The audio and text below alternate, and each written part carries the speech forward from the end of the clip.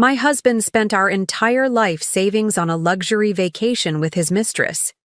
He thought I'd never find out, but when I did, I made sure he'd lose everything, including the designer watch she bought him with my money. The shrill sound of my phone's notification pierced through the peaceful Saturday morning. I was enjoying my coffee on our patio, scrolling through social media when my friend Jessica's message popped up. "Sarah, I don't know how to tell you this, but I think you need to see something."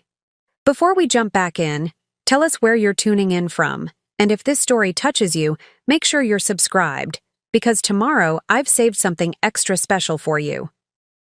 Attached was a photo that would shatter my world, forever. There, on my screen, was my husband David, wrapped in an intimate embrace with a woman I'd never seen before. They were standing on what looked like a private beach, the crystal-clear waters of the Maldives stretching endlessly behind them. The timestamp showed it was from just 3 days ago, when David was supposedly at a critical business conference in Chicago. For a moment, I couldn't breathe. The coffee cup slipped from my trembling hands, shattering on the patio tiles. The sound matched perfectly with how my heart felt in that moment, broken into 1,000 pieces. David and I had been married for 12 years, and for the past 6 months, we'd been supposedly saving every penny for our dream house. I'd been bringing lunch to work, canceling my gym membership, and even selling my designer bags to contribute to our savings account. "There's more," Jessica's next message read. "She's been posting about their trip all week. Sarah, she's wearing the diamond bracelet you thought David bought for your anniversary." My hand shook as I scrolled through the woman's public Instagram profile. Her name was Victoria Chen, a 28-year-old luxury real estate agent. Post after post showed her and David living it up at a 5-star resort in the Maldives. Sunset, dinners, champagne breakfasts, private yacht tours. Each swipe felt like a knife twisting deeper into my heart. But it was her latest post that made my blood run cold. There she was, lounging by an infinity pool, caption reading, "When he empties his savings account just to give you the vacation of your dreams. Sorry, wifey, but he clearly knows where to invest his money now. Blessed by our luxury, life our spoiled girlfriend." The audacity, the disrespect, the sheer cruelty of it all hit me like a tidal wave. This wasn't just an affair. This was theft. This was betrayal on a level I couldn't even comprehend. Our entire savings account, nearly $200,000 we'd spent years building, gone in a flash for his midlife crisis fling with a woman young enough to be his daughter. I sat there, frozen, as memories flooded my mind. David's late nights at the office, his sudden business trips, the mysterious calls he'd take in another room. All the signs had been there, but I'd been too trusting, too devoted to our marriage to see them. Just last month, he'd convinced me to invest another $50,000 from my personal savings into our joint account, claiming he'd found the perfect property for our future home. The numbness began to fade, replaced by something darker, something more powerful. Rage. Pure, unadulterated rage coursed through my veins as I scrolled through more photos. There was David, wearing a new Rolex, bought with our money, no doubt. There he was again, feeding her caviar on a private beach. Each image was another nail in the coffin of our marriage, but also another piece of evidence in what would become my master plan. Because in that moment, as I sat surrounded by the shards of my broken coffee cup and broken dreams, something inside me changed. The loyal, trusting wife who would have done anything for David died on that patio, replaced by a woman who would stop at nothing to get justice. Victoria thought she had won, flaunting her stolen luxury lifestyle on social media. David thought he could play me for a fool, spending our life savings on his mistress while I ate packed lunches and sold my belongings. They had no idea who they were dealing with. I picked up my phone again, my hands no longer shaking. First, I took screenshots of everything, every post, every caption, every flaunted expense. Then, I opened my banking app. My suspicions confirmed as I saw our joint savings account had been completely drained. But what they didn't know was that I had something they didn't expect: leverage. Years of working as a financial advisor had taught me more than enough about protecting assets and tracking money trails. I smiled as I dialed a number I never thought I'd need to use. "Hello, is this Claire Morrison? This is Sarah Matthews. You helped my friend Rachel with her divorce last year. I need the best forensic accountant you know, and I need them today.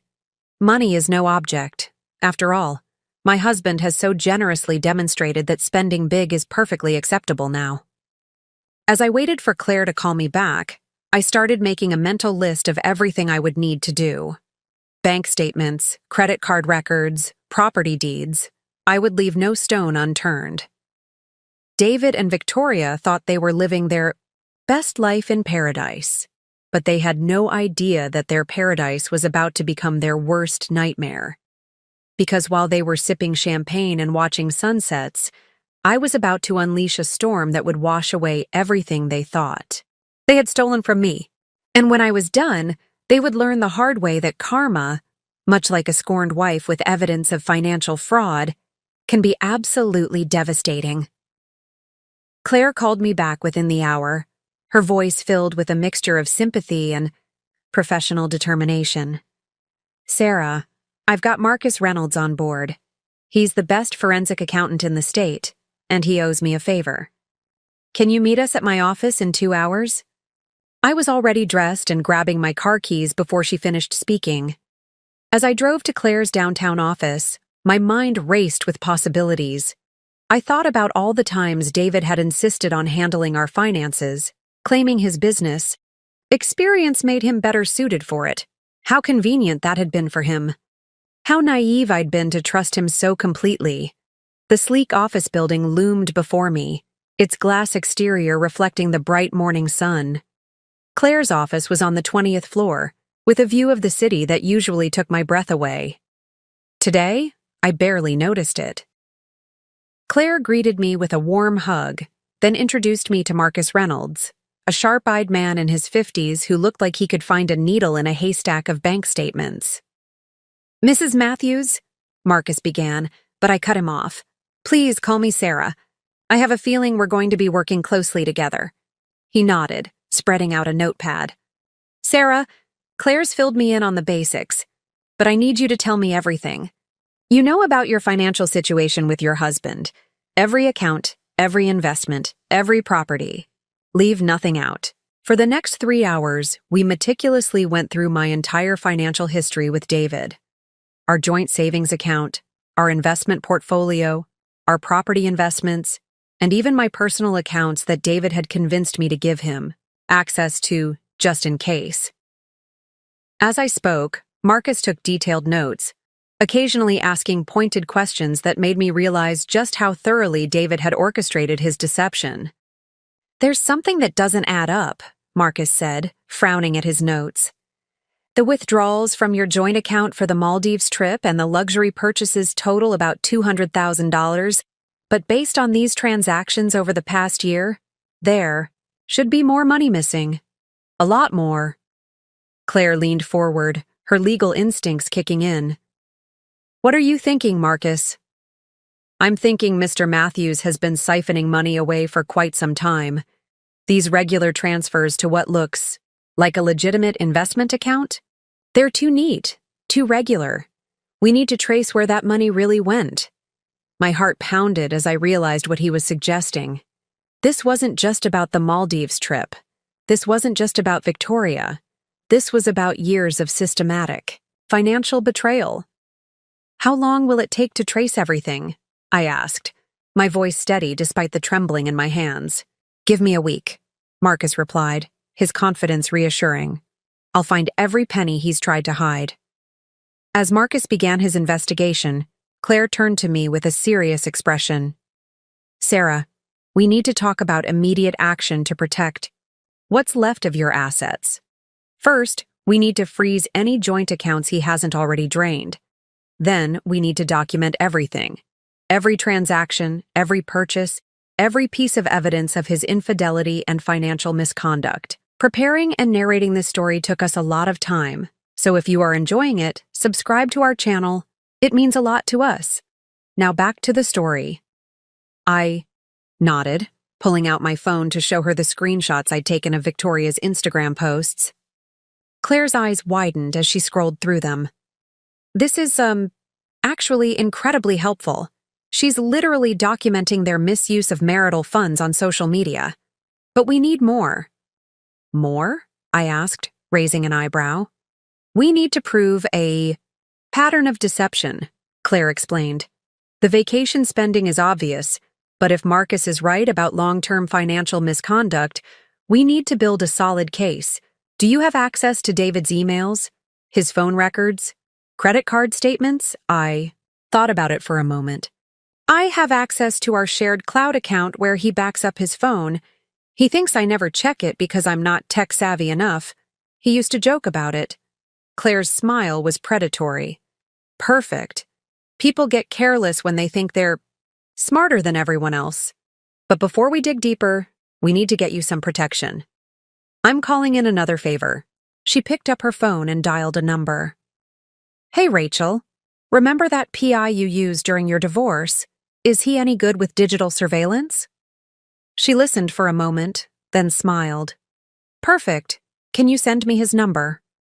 Turning back to me, Claire's expression was determined. We're going to need eyes on David when he returns, not just for evidence of the affair, but to track his movements, his meetings, anywhere he might be hiding assets or making plans to hide more. Just then, my phone buzzed with a text from Jessica. Sarah, V just posted another story. They're extending their stay another week. David's claiming his business conference got extended. I showed the message to Claire, who scoffed. Another week of documented evidence? They're making this almost too easy. She paused, studying my face. Are you okay? I took a deep breath, surprised to find that I was. The pain was still there, but it had crystallized into something harder, something more focused. I'm better than okay. I'm ready to fight. Good, Claire nodded. Because we're not just going to fight, we're going to win. As I left Claire's office that afternoon, my head was spinning with everything we'd discussed. Marcus was already deep into his investigation of our finances. Claire was drafting preliminary divorce papers and preparing injunctions to freeze assets. The PI would be starting his surveillance as soon as David returned from his business trip. But I knew we needed more. I needed someone who could help me understand the real estate side of things, someone who could tell me if David had hidden properties I didn't know about. And I knew exactly who to call. My sister Lauren had been in real estate for 15 years. She had connections throughout the industry and, more importantly, she had never liked David. I'd always thought she was being overprotective, but now I realized she'd seen something in him that I'd been too in love to notice. I called her from my car, and she answered on the first ring. Lauren, I need your help, and you were right about David. I'm on my way, she said immediately. Meet me at Giovanni's in 30 minutes, and Sarah, we're going to destroy him. As I drove to meet Lauren, I thought about how quickly my life had changed. Just this morning, I had been a trusting wife, drinking coffee on my patio. Now I was assembling a team of professionals dedicated to uncovering every secret David had ever kept from me. Victoria's smug Instagram caption echoed in my mind. Sorry, wifey, but he clearly knows where to invest his money now. I allowed myself a small smile. She had no idea what was coming. They both thought they were so clever, living their luxury fantasy on my savings. But they were about to learn a very expensive lesson about karma, because while they were extending their paradise vacation, I was building an arsenal. And when they finally returned to reality, they would find that their paradise had become a war zone. David thought he knew everything about money and power? Well, he was about to learn that he'd married someone far smarter than he'd given her credit for, and by the time I was done, They would both wish they'd never underestimated me. Giovanni's was quiet for a Tuesday afternoon, the perfect place for the conversation I needed to have with my sister. Lauren was already waiting in a corner booth when I arrived, 2 glasses of red wine on the table. One look at my face and she knew this was worse than she'd imagined. "Before you say anything," Lauren began, sliding a glass toward me, "I want you to know that I've already made some calls. Remember Thomas from my office? He specializes in tracking property transactions, and he's found some interesting things about David's recent activities." I took a long sip of wine, letting its warmth steady my nerves. "What kind of activities?" Lauren pulled out her iPad, her perfectly manicured nails tapping the screen with purpose. "In the past year, David's been involved in 6 different property transactions, all through various LLCs. None of them are in your joint names, and none of them appear in any of the financial documents you've shown me." My hand tightened around the wine glass. "How much are we talking about?" "The properties combined? Over $2 million. Lauren's eyes met mine. "Sarah, where did he get that kind of money?" The answer hit me like a thunderbolt. 2 years ago, David had convinced me to sell my grandmother's property in the Hamptons, a beautiful beachfront home that had been in my family for generations. He'd said we needed the capital for a new investment opportunity that would secure our future. The sale had brought in just over $3 million. "That bastard," I whispered, the pieces finally falling into place. "He used my inheritance to build his own secret real estate portfolio." Lauren reached across the table and squeezed my hand. "There's more. One of the properties, a luxury condo downtown? Guess who's been living there rent-free for the past 6 months?" My stomach churned. "Victoria?" Lauren nodded grimly. "The utilities are in her name. He bought her a $900,000 condo with your inheritance money, Sarah." I felt the last pieces of my heart turn to stone. It wasn't just the Maldives vacation. It wasn't just the stolen savings. David had been systematically stealing from me for years, using my own family's money to fund his affair and set up his mistress in luxury. Just then, my phone buzzed with an email from Marcus Reynolds. The subject line read, "Urgent, financial findings." My hands shook as I opened it. "Sarah, I've completed the preliminary investigation into your husband's financial activities. What I've found is deeply concerning.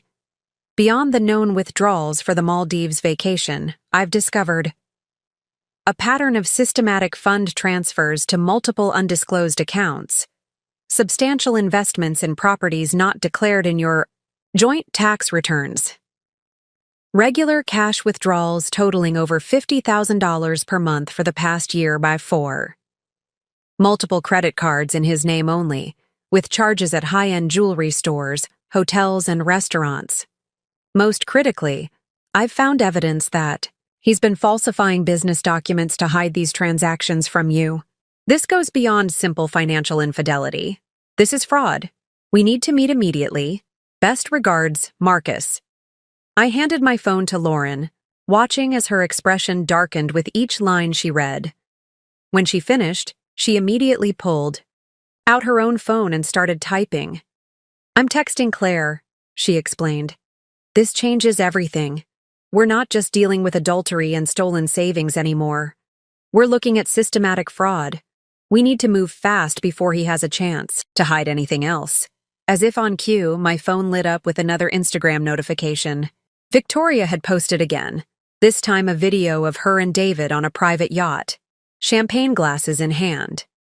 The caption read, "Living my best life with the man who makes all my dreams come true.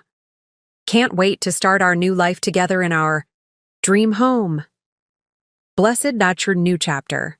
Lauren saw my expression change. "What is it?" I showed her the post, my voice eerily calm. "They're planning to move in together, into the condo he bought with my grandmother's money." "No," Lauren said firmly, already dialing Claire's number. "They're not? Because that condo and everything else he bought with your money?" It's all about to become part of the biggest divorce settlement this city has ever seen, Claire answered. On the first ring, and Lauren put her on speaker. Claire, we've got a situation. Marcus found evidence of fraud, and we've uncovered multiple properties purchased with Sarah's inheritance money. One of them is currently housing the Mistress. Perfect. Timing? Claire replied, her voice sharp with satisfaction. I've just finished drafting the emergency injunction to freeze all assets. With Marcus's findings and the property documentation, we can file it immediately. Sarah, are you ready to move forward? Once we file, there's no going back. I thought about David and Victoria, living it up in the Maldives with my money. I thought about my grandmother's property, sold under false pretenses. I thought about the years of lies, manipulation, and theft. Do it, I said, my voice firm. File everything. And Claire? Make sure the filing includes a detailed list of every property, every account, and every penny he's stolen. I want it all, to be public record. Consider it done, Claire replied. And Sarah? The PI started his surveillance. He's already gathered some very interesting footage of Victoria meeting with several of David's business associates while David's away. Apparently, she's been quite friendly with more than just your husband. A cold smile spread across my face. Save that evidence. We might need it later. As Lauren and I left Giovanni's, I felt a strange sense of calm settle over me. David and Victoria thought they were planning their perfect future together, but they had no idea their world was about to implode. While they were posting about their dream home and new chapter, I was preparing to take everything. The condo, the other properties, every asset he'd hidden away. You know what the best part is? Lauren said as we walked to our cars. They're so busy flaunting their affair on social media, they have no idea what's coming. By the time they figure it out, it'll be too late. I nodded, thinking about Victoria's smug posts and David's carefully hidden paper trail. They thought they were so clever, didn't they? Using my inheritance to fund their little love nest, hiding properties in LLCs, thinking I'd never find out.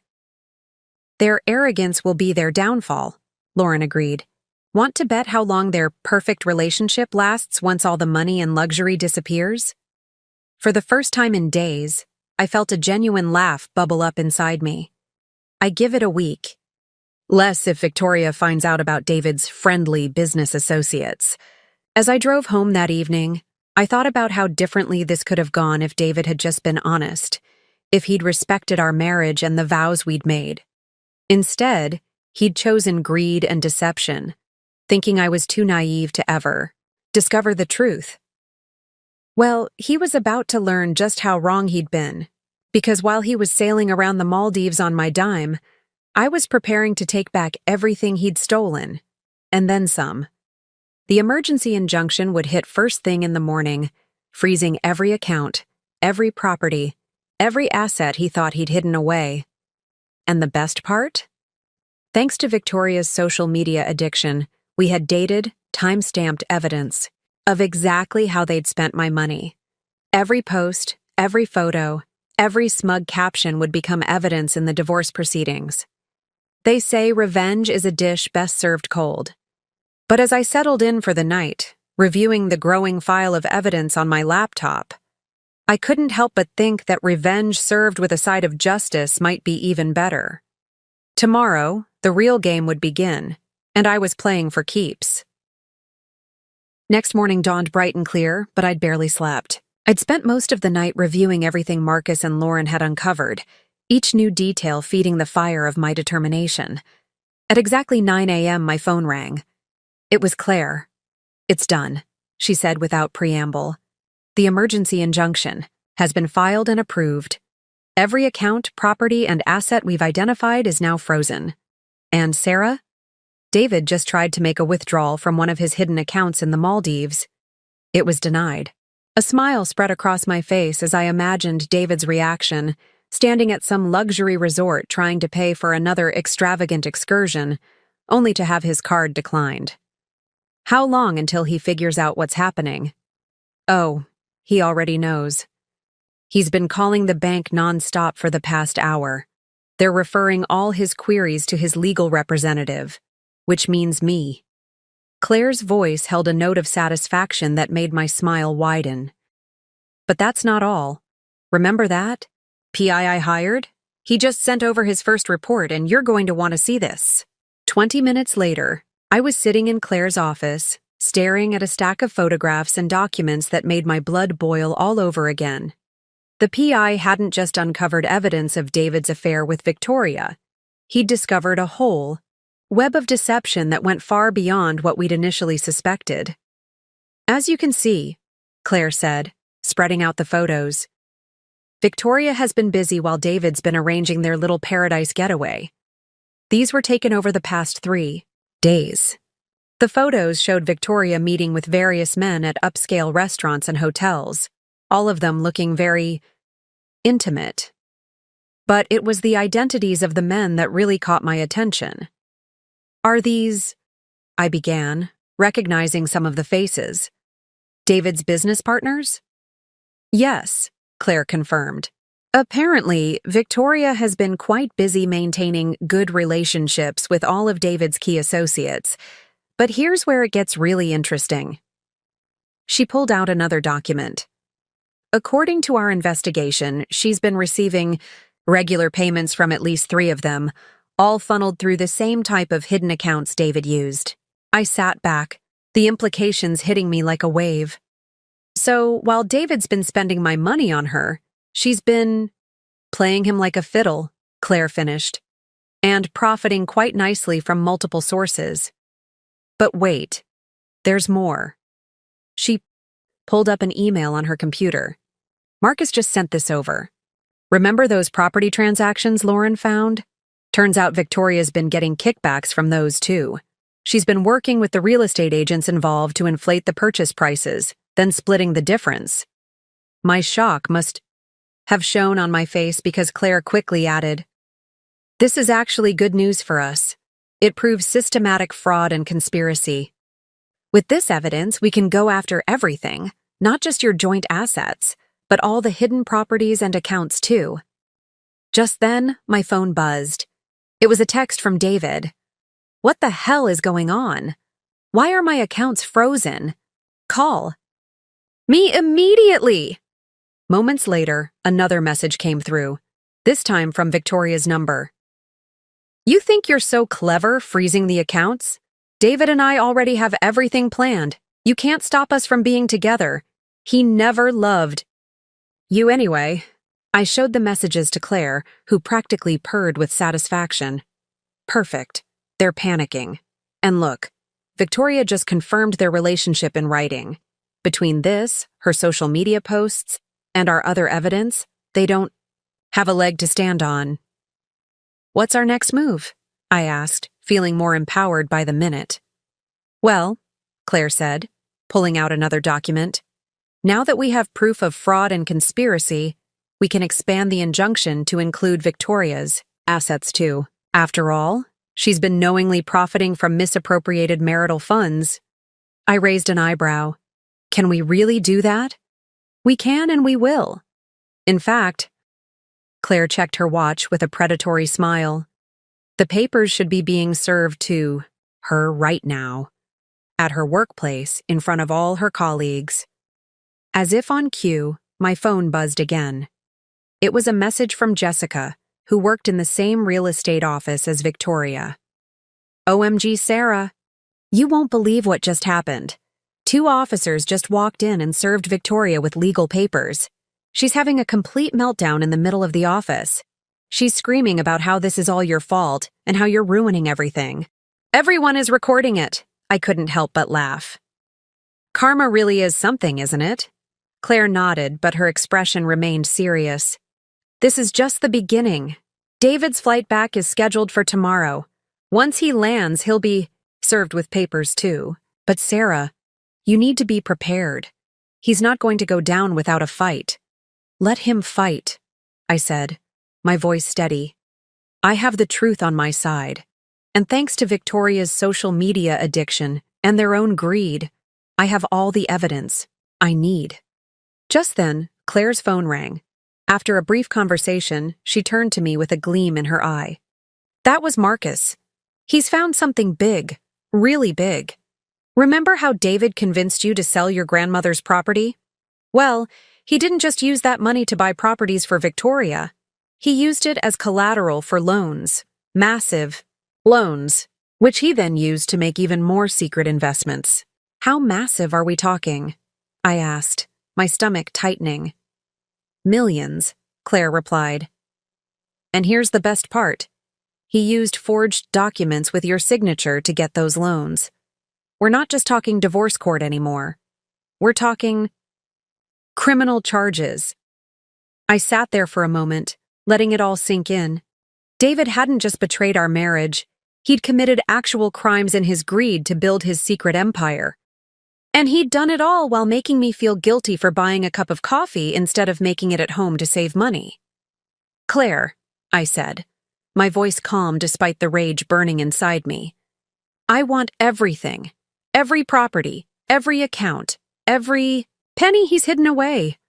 I want him to lose it all. Oh, he will, Claire assured me. Between the fraud, the forgery, and the documented misuse of marital assets, we're going to take him for everything he's worth. And Victoria, by the time we're done, she'll wish she'd never heard the name David Matthews. As I left Claire's office that afternoon, my phone buzzed one final time. It was another Instagram notification. Victoria had posted again. But this time her tone was very different. Sometimes people aren't who they pretend to be. Trust no one. Betrayed our karma. I couldn't help but smile. It seemed Victoria was finally learning that lesson herself. And tomorrow, when David landed, he'd learn it too. Because while they'd been living their fantasy in paradise, I'd been building an ironclad case that would bring their whole world crashing down. They say karma comes after those who deserve it most. Well, karma had arrived, wearing designer heels and carrying a stack of legal documents, and it was about to hit them both like a ton of bricks. I was sitting in Claire's office when David's plane landed. We'd tracked his flight, knowing exactly when he would arrive, and had arranged for the process server to be waiting at the airport. Through the PI's live updates, we watched the scene unfold like a movie. He's just been served, Claire announced, reading from her phone. And, yes, he's having exactly the kind of public meltdown we hoped for. The PI is getting it all on video.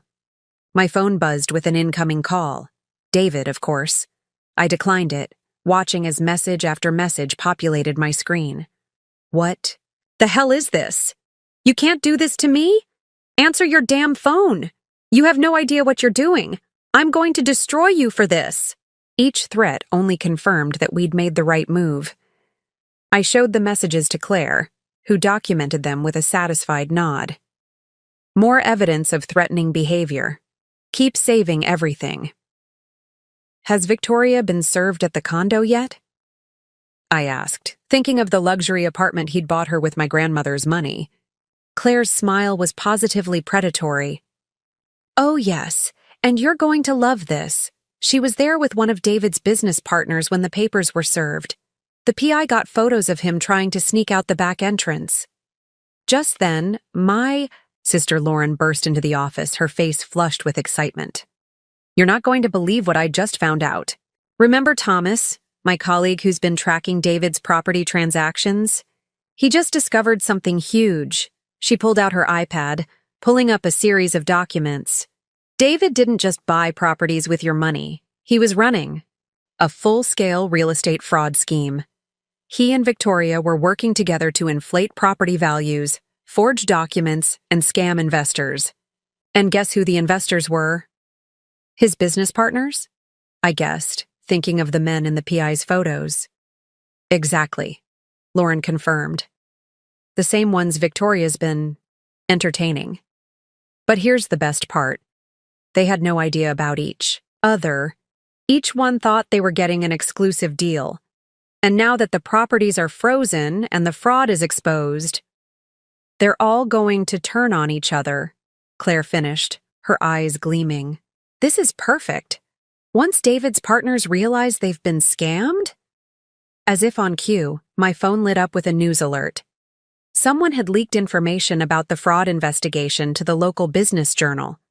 David's name was splashed across the headline, along with allegations of massive financial misconduct. "Well," Claire said, scanning the article, "that saves us some work. Once this hits the mainstream media—" She was interrupted by a commotion in the outer office. Before her secretary could stop him, David burst through the door, his face red with rage, still wearing his resort clothes from the Maldives. "You vindictive bitch," he snarled at me. "You have no idea what you've done. I'll fight this every step of the way. You'll never see a penny." Claire stood slowly, her voice deadly calm. "Mr. Matthews, you are not welcome here.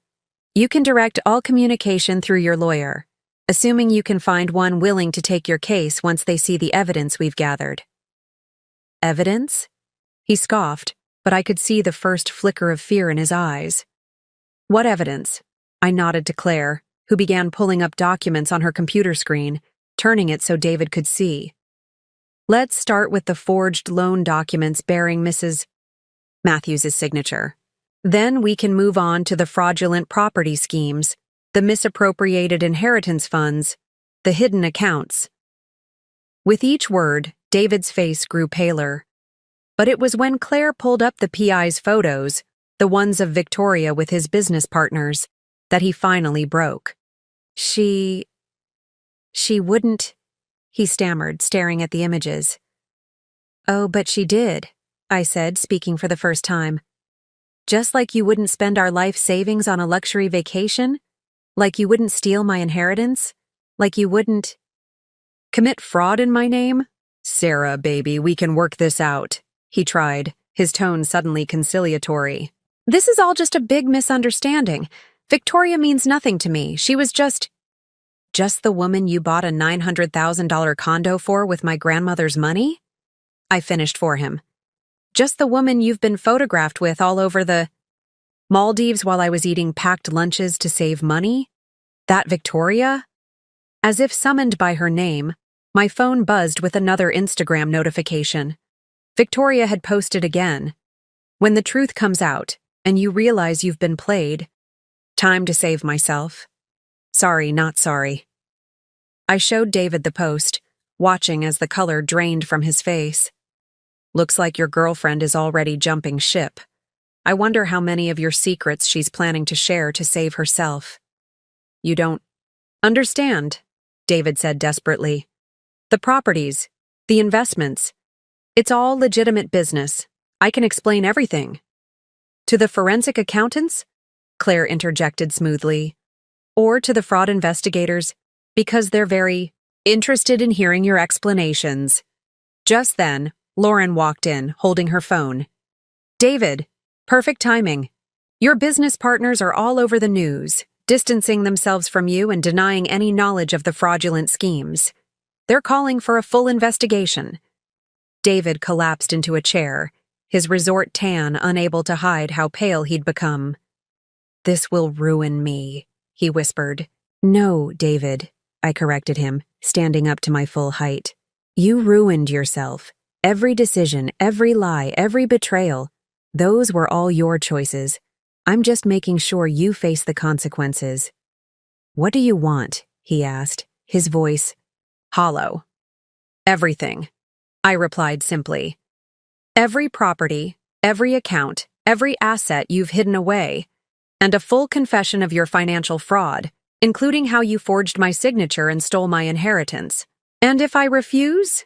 Claire smiled coldly. "Then we take this evidence to the district attorney. I'm sure they'd be very interested in the criminal aspects of your activities." David's phone began ringing, Victoria's face flashing on the screen.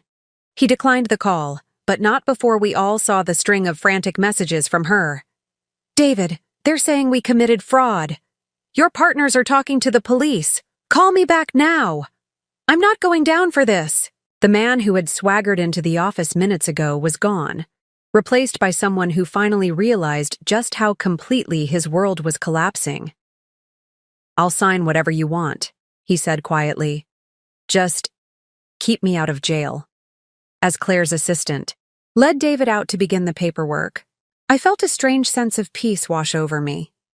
The man I had loved, the man who had betrayed me so completely, had finally been revealed for what he truly was. My phone buzzed one final time. Another post from Victoria. Sometimes karma comes for the people who deserve it most. Goodbye. Paradise. Hello, consequences. Lessons learned. I couldn't have said it better myself. Paradise was indeed over, and consequences had finally arrived, and they were absolutely glorious. The next few weeks unfolded like a masterclass in karma. While David had crumbled in Claire's office, agreeing to sign everything we put in front of him, Victoria proved to be less willing to go quietly into the night. But her desperate attempts to save herself only made everything so much sweeter. You need to see this, Lauren said, bursting into my new penthouse apartment one morning. I'd moved out of our shared home the day after the confrontation, using some of the newly recovered funds to rent a gorgeous space overlooking the city. Victoria just went on a local morning show to tell her side of the story. We pulled up the interview on YouTube, watching as Victoria, dressed in a conservative outfit that was a far cry from her usual revealing attire, tried to paint herself as an innocent victim of David's manipulation. I had no idea he was married, she claimed, dabbing at perfectly dry eyes with a tissue. He told me he was divorced, that his ex-wife had taken everything. That's why we had to keep our relationship quiet.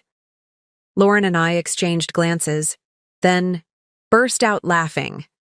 Within minutes, my phone was flooded with messages from friends and acquaintances, all sharing screenshots from Victoria's own social media, post after post where she'd tagged herself as the other woman and bragged about stealing someone else's husband. Should we show the TV station her posts? Lauren asked, grinning wickedly. The ones where she's literally wearing my grandmother's bracelet and hashtagging sorry wifey? No need, I replied, showing her my phone. Someone had already done it. The station's social media was flooded with screenshots of Victoria's posts, completely destroying her attempted redemption narrative. Within hours, they had to issue a public apology for not vetting their guest properly. But that was just the beginning. As news of David's fraud schemes spread through the business community, his former partners began falling over themselves to cooperate with investigators, each trying to minimize their own involvement. Another one turned on him today, Claire reported during our daily update call. James Peterson, the one who was photographed sneaking out of Victoria's condo? He's provided documentation of every fraudulent deal David ever proposed to him.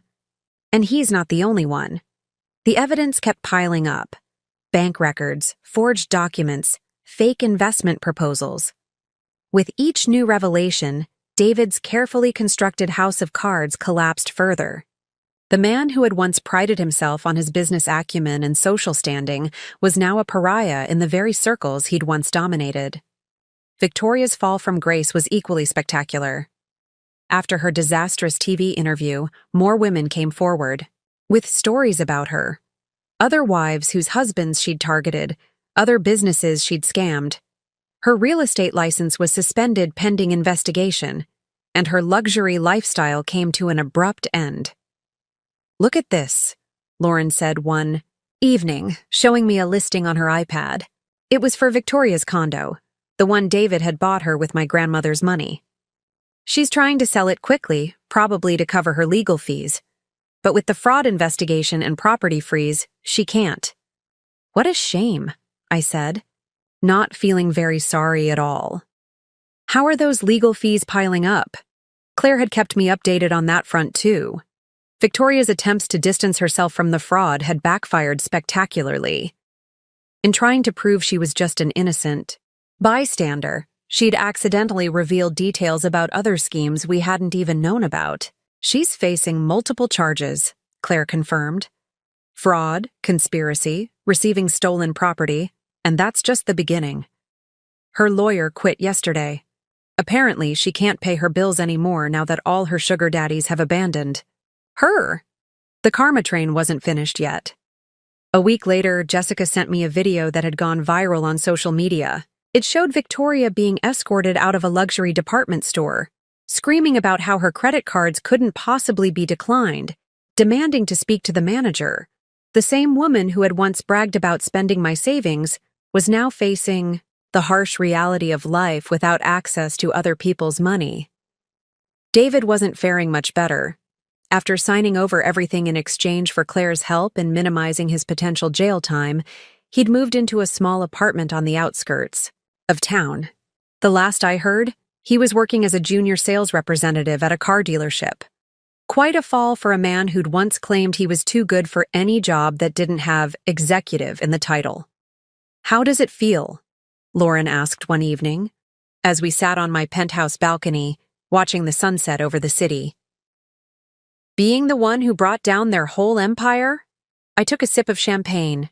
Real champagne, not the cheap stuff David had made me buy while he was spending our savings on luxury vacations with Victoria. "It feels like justice." My phone buzzed with a notification. It was from the real estate agency where Victoria used to work.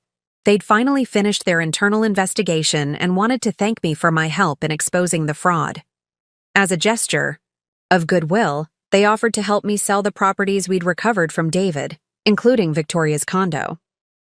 "Speaking of justice," I said, showing Lauren the message, "what do you think about turning Victoria's love nest into a women's shelter? Something good should come out of all this." Lauren's eyes lit up. "That would be perfect. Want me to make some calls?" As she pulled out her phone to start working on the arrangements, I thought about how differently everything had turned out from what David and Victoria had planned. They thought they could steal my money, my property, my dignity.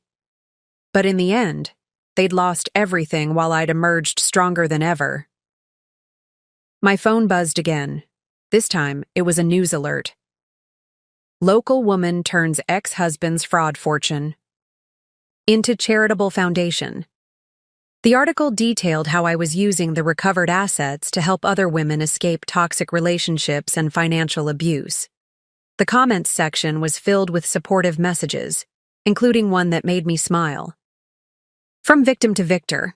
Now that's what I call revenge served perfectly cold." They had no idea. This wasn't just revenge. This was justice, karma, and personal transformation all rolled into one. David and Victoria had tried to break me, but instead, they'd forced me to become stronger, smarter, and more resilient than I'd ever been. As the sun set on another perfect evening, I raised my glass in a silent toast. To new beginnings, to karma well served, and to the valuable lesson David and Victoria had learned the hard way. Never underestimate a woman who knows her worth. Because while they'd been living their fantasy in paradise, I'd been building something real and lasting, a legacy of strength, justice, and transformation. And that was worth more than all the luxury vacations in the world. 1 year later, I stood at the podium of our newly opened Women's Financial Freedom Center, formerly known as Victoria's Luxury Condo. The irony wasn't lost on anyone. The very property that had once housed my husband's mistress now served as a beacon of hope for women escaping financial abuse and toxic relationships. Sometimes, I began my speech to the gathered crowd, the worst betrayals lead us to our greatest purpose. The audience, filled with supporters, survivors, and members of the press, listened intently as I shared the story of how this center came to be. Lauren sat in the front row, beaming with pride. Next to her was Claire, who had become not just my lawyer but a dear friend and board member of my new foundation. Together, we had transformed the pain of betrayal into something powerful and meaningful. "Mrs. Matthews," a reporter called out during the Q&A session, "can you comment on the recent news about your ex-husband and his former girlfriend?" I smiled, having anticipated this question. David and Victoria's story had become something of a cautionary tale in our city. After the dust settled from the initial legal proceedings, their lives had taken very different paths, both equally satisfying from a karma perspective. I think their situations speak for themselves. I replied diplomatically. But this center isn't about them. It's about helping other women avoid and escape similar situations. What I didn't say was that David had recently been spotted working as a junior sales associate at a used car lot on the outskirts of town, living in a small studio apartment above a laundromat. His attempts to rebuild his life had been hampered by the fact that nobody in the business community would touch him with a 10-foot pole. His name had become synonymous with fraud and betrayal. Victoria's fall from grace had been even more spectacular. After her failed attempt to play the victim, on local television, she'd tried to restart her real estate career in another state. However, her past quickly caught up with her. A quick Google search of her name now brought up countless articles about her role in David's fraud scheme, along with her own social media posts bragging about stealing a married man and spending his wife's money. Last I heard, she was working as a waitress in a small diner, her designer clothes and luxury lifestyle nothing but a distant memory. Her Instagram account, once filled with smug posts about living her best life with other women's husbands, had been deleted, but screenshots lived forever, regularly recirculating whenever someone new discovered the story. The best revenge, I continued addressing the audience, isn't about destroying others. It's about rebuilding yourself stronger than ever. And I had rebuilt myself. The money we'd recovered from David's fraud, including my grandmother's stolen inheritance, had been put to good use. Beyond the Women's Financial Freedom Center, I'd established a foundation that provided legal and financial assistance to women escaping abusive relationships. Claire headed up the legal aid division, while I focused on financial education and empowerment. Lauren had also flourished in the aftermath. Her role in exposing David's real estate fraud had earned her a reputation as someone who fought for justice. She'd since opened her own real estate agency, specializing in helping women achieve homeownership after divorce or separation. Sarah, another reporter, called out, "Your story has inspired many women to take control of their financial lives. Did you ever imagine that your personal tragedy would lead to such positive change?" I thought about that morning on my patio, when Jessica's message had shattered my world. How lost and betrayed I'd felt seeing those photos of David and Victoria, living it up in the Maldives with my money. If someone had told me then that their betrayal would lead to all of this, I wouldn't have believed them. Sometimes, I answered thoughtfully, we find our true strength in the moments we think we're weakest. When I discovered my husband's betrayal, I had two choices. I could be a victim, or I could be a victor.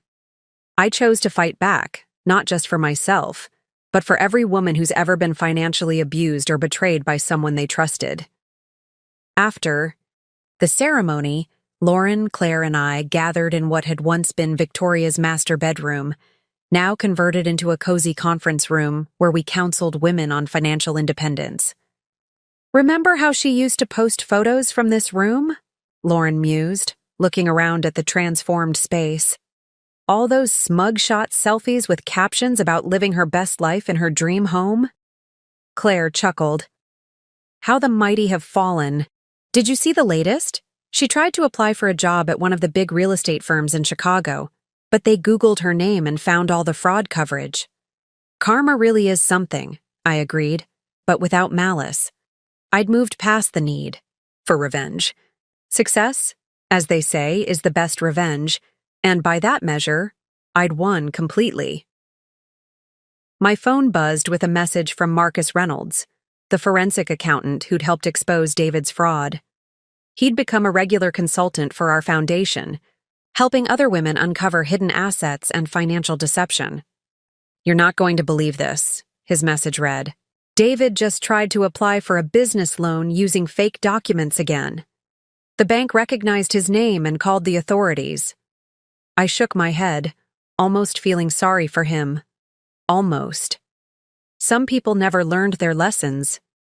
"Speaking of lessons," Lauren said, pulling up an email on her tablet, "you've been invited to give a keynote speech at the National Conference on Financial Empowerment. They want you to share your story and talk about the Foundation's work."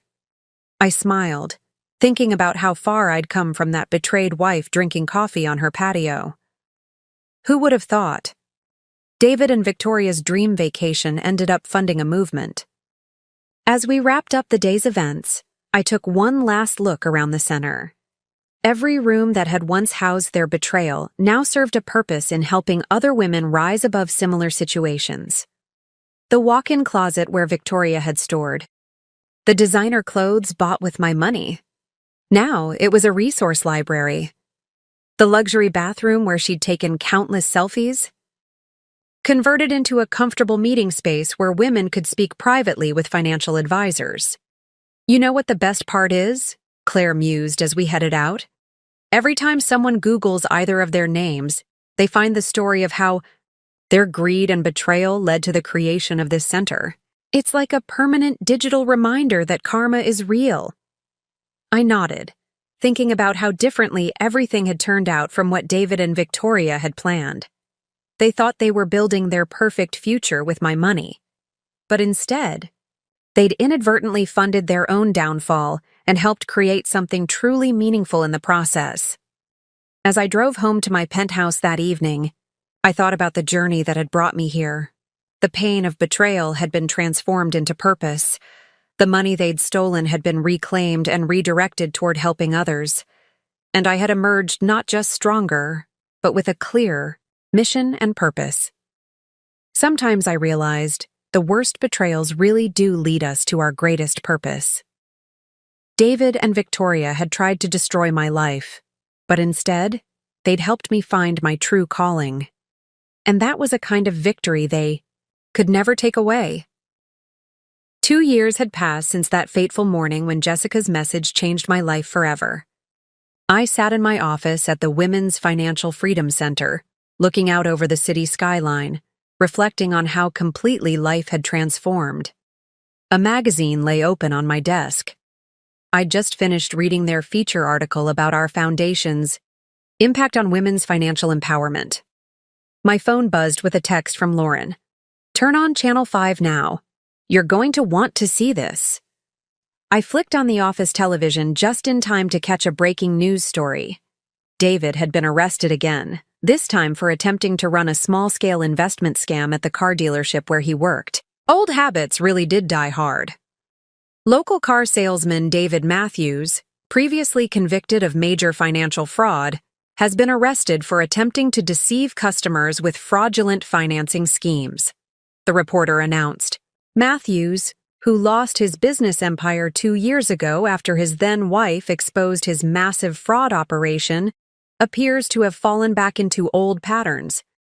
I shook my head, feeling a mixture of pity and vindication. David had never learned. He couldn't seem to live without trying to scam someone.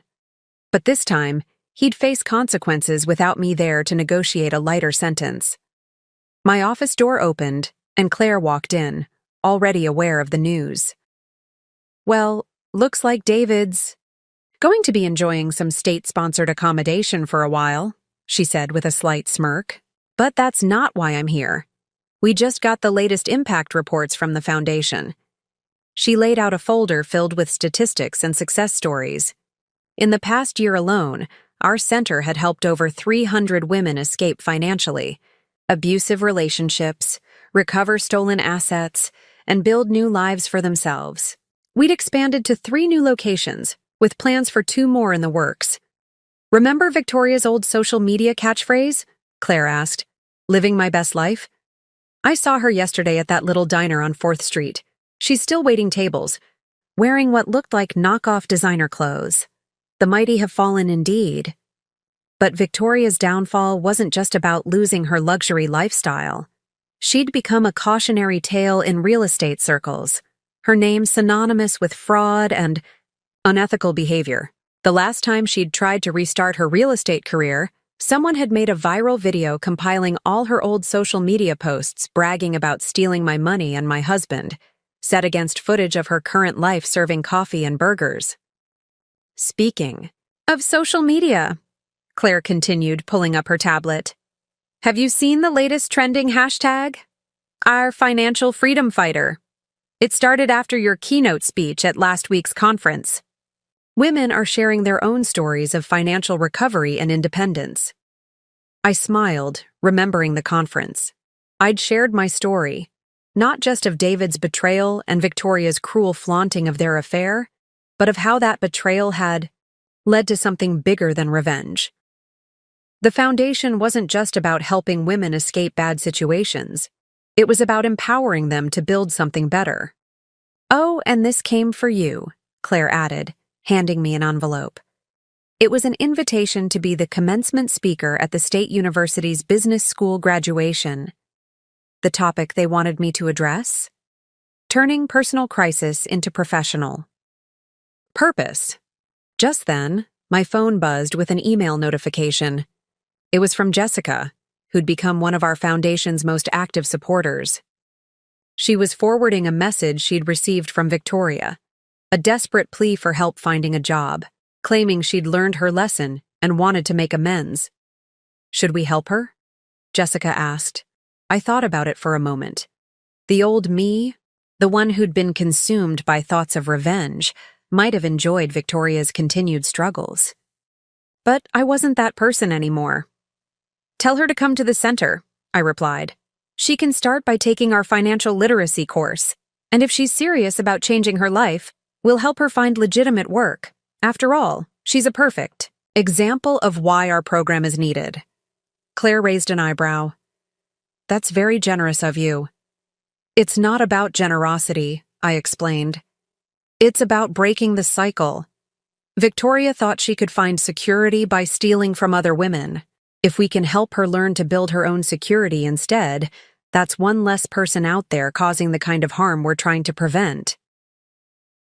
Later that afternoon, I led a workshop for our newest group of clients, women who, like I once was, were dealing with financial betrayal and abuse. As I looked at their faces, I saw my own past reflected back at me, the pain, the uncertainty, the fear. But I also saw something else: determination, strength, and hope. 2 years ago, I told them, I was sitting where you are now. My husband had stolen my inheritance, drained our savings, and run off to paradise with his mistress. I thought my life was over. But sitting here today, I can tell you with absolute certainty that what felt like an ending was actually a beginning. One of the women raised her hand. "But weren't you afraid? Starting over from nothing?" I smiled, remembering those first terrifying days after discovering David's betrayal. I wasn't starting from nothing. I was starting with something powerful. The truth about my own strength. And that's what each of you has too. Strength you might not even know about yet. After the workshop, I met with Lauren for our weekly dinner. We'd made it a tradition, a time to catch up and reflect on how far we'd come. She'd just finished helping one of our center's clients buy her first home after leaving an abusive marriage. "Remember, when we thought the worst thing that could happen was discovering David's affair?" Lauren mused. "Who would have thought his betrayal would lead to all of this?" I looked around the restaurant, the same one where we'd sat a year ago, plotting my revenge against David and Victoria. Back then, I'd been focused on making them pay for what they'd done. I'd never imagined that their betrayal would become the catalyst for helping hundreds of other women find their own strength. "Life has a funny way of working out," I replied. "David and Victoria thought they were writing the end of my story. Instead, they just wrote the beginning of something much bigger than themselves." My phone buzzed one final time that evening. A news alert about David's arrest. The comments section was filled with people sharing links to our foundation's website, encouraging others to learn from my story. Someone had even dug up Victoria's old Instagram posts about their Maldives vacation, juxtaposing them with photos of our center's success stories. From paradise to karma, from betrayal to purpose, from victim to victor, the journey had been transformative in ways I never could have imagined. David and Victoria had tried to break me, but instead, they'd helped me build something unbreakable, a legacy of strength, hope, and real lasting change. And that, I realized, was the greatest revenge of all. Up next, you've got 2 more standout stories right on your screen. If this one hit the mark, you won't want to pass these up. Just click and check them out. And don't forget to subscribe and turn on the notification bell so you don't miss any upload from us.